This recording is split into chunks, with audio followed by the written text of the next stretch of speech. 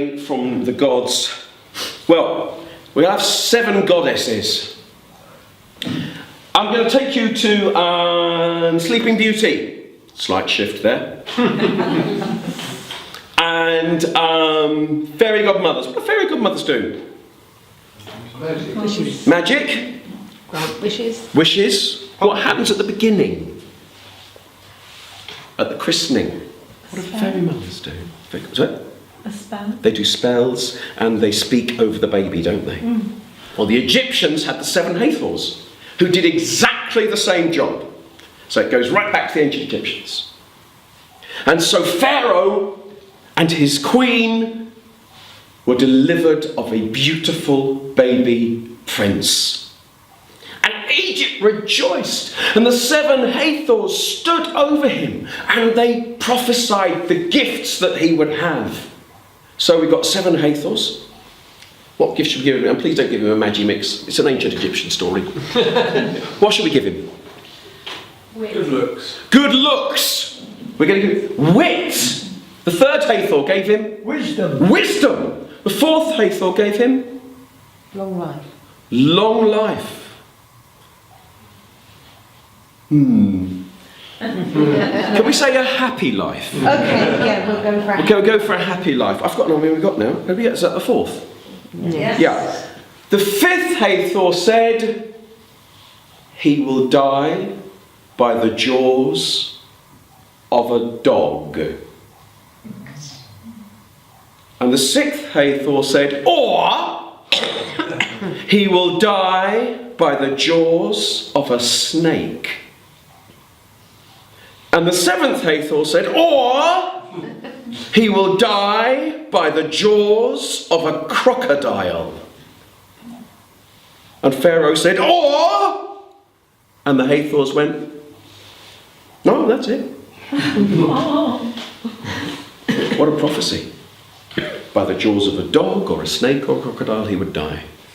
And so Pharaoh and his queen took their bundle of joy and hid him away in a home in the wilderness, where he had servants to look after him and servants to guard him night and day and make sure that no harm could come to him. And the boy grew up there. And amazingly, he did grow up to be intelligent and witty and charming and handsome and all of those things that you said. And while he was still young, he was on the roof with one of his servants. And in the wilderness, he saw a man walking through the hills. And following the man was the strangest looking creature he'd ever seen. It had shaggy hair, and it had a long tail, and it had floppy ears, and it was looking at the man as if it loved him, and out of the side of its mouth was a tongue hanging. And the young prince said, what is that animal? And the servant said, it's a dog, your highness. And the prince said, I want one! Problem. A problem only Pharaoh could answer. And so Pharaoh explained to his young son about the 7 Hathors and the prophecy that he would die by the jaws of a dog, a snake, or a crocodile. Can I repeat the word dog at this point? And the prince begged his father and said, look, if I have a young one, a puppy, it can do me no harm. No harm can come of such a loving animal. And Pharaoh gave in. And he was right. This dog followed the prince everywhere he went. It looked at him with loving eyes and a lolling tongue. They were the best of friends. They couldn't be separated. And eventually, when the prince was old enough, he said to his father, I need to leave. I know the fate that awaits me and I will face it. And so his father gave him a servant and a chariot, which we are told is full of all kinds of weapons, which makes me think of a sort of transformer chariot. Press a button, Q has given him something to do that he can. Anyway, it's well armed. He's well armed. And so he leaves in his incredibly well armed and bizarre chariot with a servant and the faithful dog. And he travels from the wilderness to Syria, well, what we now call Syria, to a tiny kingdom in the north of Syria. And after many days of travelling, he's tired and weary. The servant's pretty tired and weary as well, but who cares? He's a servant. And he sees a sight, a strange sight. He sees a cliff edge and a tower, and he can see at the window of the tower there's a young woman looking out, looking down, and climbing up the cliff, doing what we would now call free climbing, is one of a group of young men who are all watching. The other young men are all watching their friend climb up the tower. And when he falls, they all rush and catch him so that nothing happens to him. And the young prince of Egypt goes up to them and asks what's going on. They say, well, that's the princess of this land. And she is promised in marriage to whoever can climb up here and reach her window.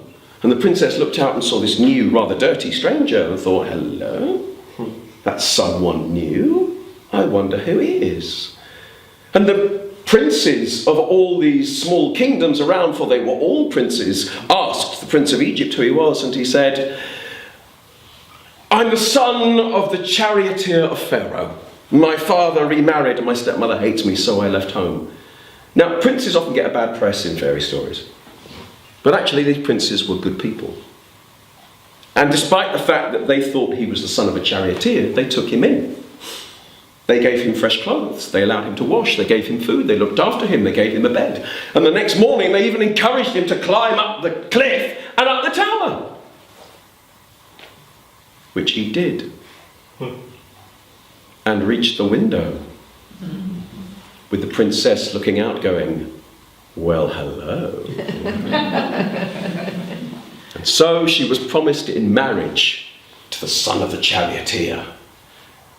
The son of a charioteer, said her father. Oh, no, no, no. No daughter of mine is marrying the son of a charioteer. My daughter is a princess. And the princess said, if I don't marry him, I will never eat or drink again, and you will watch me starve. And the king said, take this young man out and cut his throat. And the princess took a knife and went, you lay one finger on him, and I plunge this into my heart. And her father realized that this was a woman who was not to be argued with. This is a woman who knows her own mind, a woman who is strong. And he gave in. And he gave in and gave them a wedding and gave them a home with animals, of cattle, so that they could look after themselves. He gave them servants, everything they could wish for. And on their wedding night, they went to their bedroom. And the son of the charioteer told his new wife exactly who he was. And as he got ready to bed and lied down in bed, he told her the story of the 7 Hathors, that he would die by the jaw of a crocodile, a snake, or a dog. And she said, what, you mean like that one? No. And he said, no. I've had that dog since I was a puppy. Look at the love that it looks at me with. It will never harm me. She said, nevertheless, I want it outside. So the dog was put outside the door. And the prince laid back in bed, and she cut a pomegranate for him and gave him a pomegranate while she dressed herself for bed, or undressed herself for bed. And she removed her clothes and she started to wash her skin from a bowl of milk and honey. And as she did so, a movement caught her eye, just in the corner. And she saw in the middle of the room a black mamba snake. And she distinctly heard it say, I am death. I am the fate that has awaited you. And calmly she took the bowl of milk and honey and placed it between the snake and the bed. And the snake smelt the milk and honey and went to the bowl and started to drink from it.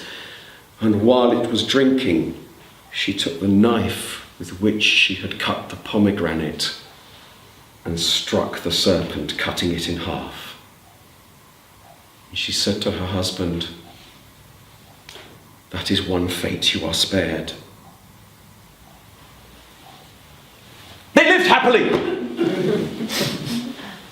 And she felt a movement in her belly, which meant it was time to return to Egypt. And so the son of the charioteer came out of the closet to his father-in-law, the Prince of Egypt. And so the Prince of Egypt returned to Thebes with his bride. And he felt good to be home. And when his bride was settled into the palace, he knew it was time to take the dog for a walk, to go and breathe in the smell of Egypt once more. And so he walked out of the palace with the dog, and as he was walking with the dog, he heard the dog cough slightly. He turned round and looked at the dog. The dog was looking at him with loving eyes and tongue hanging, and then something moved behind the dog's eyes, and the dog said, "I am death. I am the fate that has awaited you."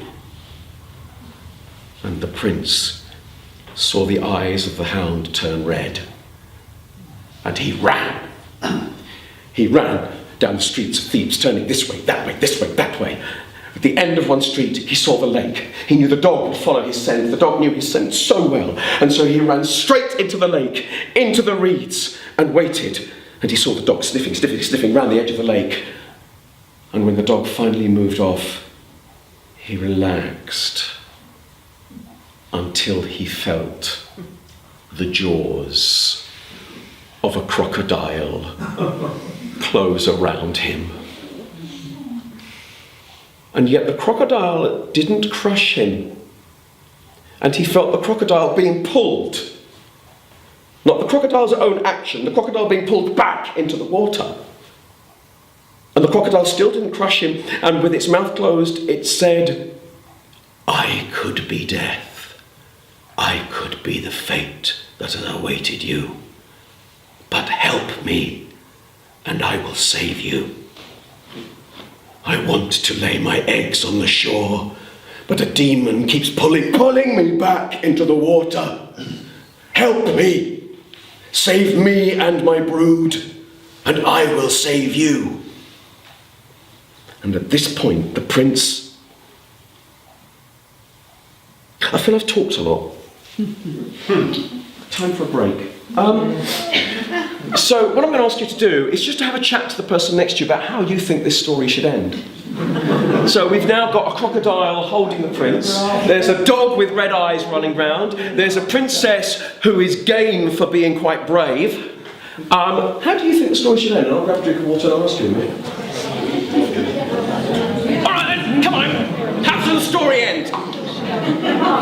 Give us an idea. Sorry? Marvellously. Marvellously. I might want it to be a little more specific than that if I was telling it. So how should it end? Well, he helps the crocodile because they do lay their eggs on land. Yes. So I reckon he helps the crocodile. He helps the crocodile, and does the crocodile stick to its word? Yes. You hope so. You hope so. Any other solutions? The dog eats the eggs. The dog eats the eggs. Sad story, sad ending to the story. Does the crocodile then take its revenge, or does the crocodile... Yes, sorry, or no? Yes. Yes, it does. Oh. On the dog or on the prince? Or the princess? Yeah, everyone. Everyone! Oh, it's a bloodbath, it's a bloodbath. Yeah. Any other solutions to the end of the story? Nobody's got the princess saving him again? You did. You have the princess saving him again? Yes. How? What did she do?